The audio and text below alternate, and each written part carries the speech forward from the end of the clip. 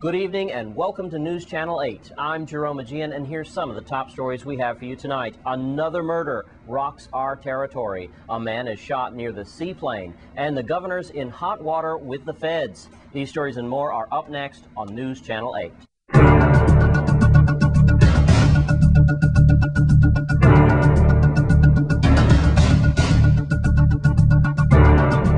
In our top story tonight, a man has been shot and killed on St. Thomas. The incident happened in the Savin area around 11:30 last night. A man was driving a Mazda Protege, then apparently he was shot and the car then crashed off the side of the road. Emergency responders then found that the man was indeed shot and he was pronounced dead. Details are still sketchy and the victim will not be identified until the next of kin has been notified. News Channel 8's Lee Carl will have more on this tragic story tomorrow. And in other news, the controversial security enhancement for Governor John DeYoung's private home has recently landed him in more hot water, and this time it's with the federal government. News Channel 8's Lee Carl files this report. The U.S. Department of the Interior found the executive branch of the Virgin Islands government usurped the powers of the legislative branch when they used public funds which were appropriated for roads and security improvements at the John DeYoung Jr. private residence in the state Mafui. Now, the Interior released a detailed report, seen portions of it you will hear, recommending that approximately $490,000 used for the security improvements be returned and used for intended purpose. Governor has until February 16th to respond to that report. Undoubtedly, in the State of the Territory and a special press conference, he'll be doing that. The report stated that the executive branch used the public funds for something other than what was legislatively approved, and goes further to say that the security personnel never followed proper procedures in determining the need for security. Here is the governor as I was speaking to him and asked him about that, and he said he would pay back at the end of his administration any overage. Well, the controversy stems again from the governor using the public funds to install a security gate, security booth, parking lot, surveillance cameras at his private home, which he chose to reside in when elected governor. The funds were used as part of a $1.3 million appropriation of the VI Department of Public Works for construction and repairs and design of resurfacing of roads. By expending the funds for security improvements, the executive branch improperly depleted the funds earmarked for much-needed road repairs, and further, the executive branch actions usurped the legislature authority to determine how to spend public funds. Now, by expending the funds for security improvements, the executive branch improperly depleted the funds earmarked for the much-needed road repairs. And the report cites the Virgin Islands law, saying that no instrument of government can enter into a valid contract before a specific appropriation is made. And so there you get the general idea. Now, according to this information, the report also stated that while security improvements may have been necessary and appropriate, no formal security assessment was drafted.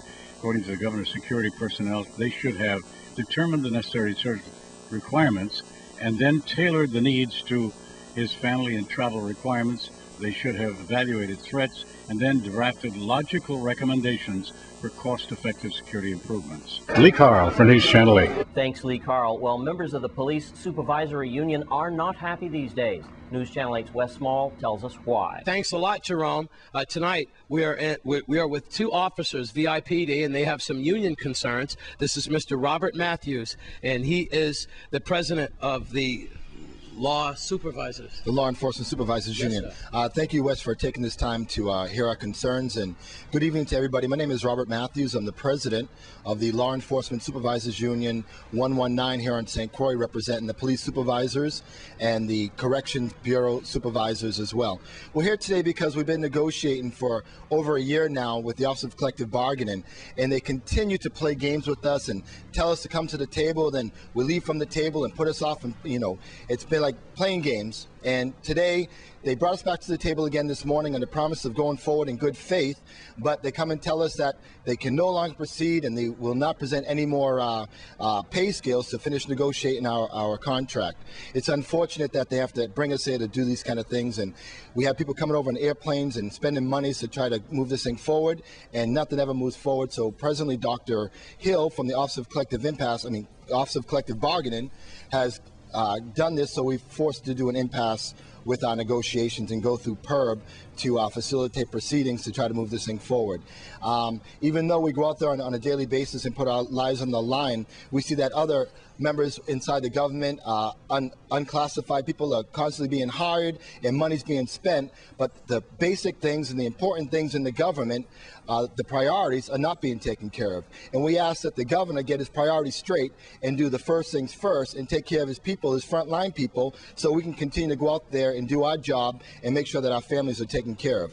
I'm also here with President Gums. He's our chief negotiator for Law Enforcement Supervisors Union. He's representing St. Thomas. All right, Mr. Gums, Officer Gums, what do you have to say about this? I mean, he put it out there pretty clearly. This thing has been procrastinating now for some time, and I think you guys just want to get back to business.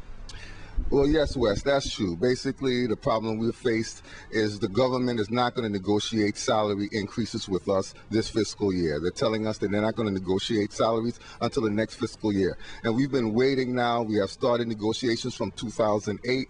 We were put on hold. Now we're in 2010. We had to do a protest. At the time that we protested, they told us that they were going to give us the time to come to do negotiations. And now, once again, we're at nowhere. So we're going to file a case at PERB, an impasse, and hopefully it'll be settled by a mediator or arbitrator to get us what we rightfully deserve. But this has been going on too long. There's other unions that haven't been negotiated with also. So if they're not going to negotiate with us, then the other unions are not going to be able to be negotiated with also. And we've all been waiting a long time to come to the table and get our duly deserved raises, because the police officers have their raises, and they have given raises to the police commissioner, the chiefs, and the deputy chiefs of police. So we are the only ones that's been left out. In addition to that, we have police officers making more than their supervisors, and people being promoted from officer to police sergeant, and they cannot come on our pay scale because they would be making more money if they did not get the promotion. So these things have to be cleared up if we want to have an effective police department. As a journalist, I've done a bunch of union stories, and this is the first time that the supervisory union in the police department has ever approached this reporter. So I don't think they like to do this, but apparently they're against the wall, and they had no choice. I'm Wes Small for News Channel 8. Tragedy struck again over the weekend when a man was shot and wounded at the seaplane. News Channel 8's Wes Small has more. Thanks a lot, Jerome. Here's what's going on. A man, we believe in his mid-30s, was shot in his right leg here somewhere in this parking lot. It's around 6:15 on a Saturday morning, and the hot dog lady, she's not here that early in the morning. Seabourn's first flight is as the sun goes up. I did some phone calls. No one was dropped off here from Seabourn and got into that altercation. Here's what we believe happened. It was around 6:15 when someone got dropped off here, we believe, to catch a flight. Now, after that person went on about their business inside, the other person, we believe, helped him or her with their bags. As they were getting in their car, their Jeep, they felt a stinging sensation in their right leg. Now, according to Melody Rames, that bullet entered his right leg and then grazed his left leg. Then he drove himself. To Juan Louis Hospital, where he was treated. Now, as I talk to people around here, they don't know anybody was shot. The victim doesn't know why he was shot. He doesn't know who shot him. So that takes care of that. Now, if you know anything about this situation, you should call 911 or you should call Crime Stoppers at 1-800-222-TIPS. So we have a young man in his 30s. He dropped off someone here, and he took a bullet in his right leg, and it went through to his left. There's some other interesting tidbits over the weekend. We believe shots could have been fired in Upper Love. Also, incidents involving robberies and burglaries are on the rise. Armed robberies. Burglaries inside of housing communities like Ario Diaz, especially Lorraine Village. Lorraine Village on Friday, right in broad daylight, right around 4 o'clock in the afternoon, burglary. And then also over the weekend, again on Sunday, another burglary in Lorraine Village. So I don't know what's going on with the security in Lorraine Village or some of the other places, but burglaries, remember I told you, I alerted you to that effect about 2 weeks ago. Burglaries and armed robberies are on the rise, and it looks like the housing communities are also being targeted as well. Watch yourselves out there. I'm at the seaplane, and that's a brief look at the crime blotter. I'm Wes Small for News Channel 8. Thanks, Wes. And Plaza Extra relief effort is coming up next on News Channel 8. Stay with us.